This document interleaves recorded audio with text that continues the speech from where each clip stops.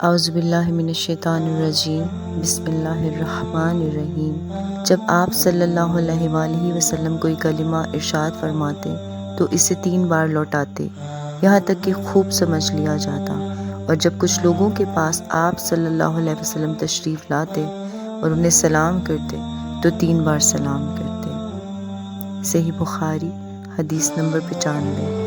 نبی کریم صلی اللہ علیہ وآلہ وسلم ایک مرتبہ عید کے موقع پر مردوں کی صفوں میں سے نکلے اور آپ صلی اللہ علیہ وآلہ وسلم کے ساتھ بلال رضی اللہ تعالیٰ عنہ تھے۔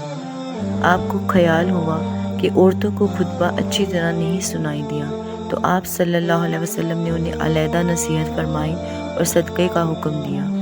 یہ آواز سن کر کوئی عورت بالی اور کوئی عورت انگوٹھی ڈالنے لگی، اور بلال رضی اللہ تعالیٰ عنہ اپنے کپڑے کے دامن میں یہ چیزیں لینے لگے۔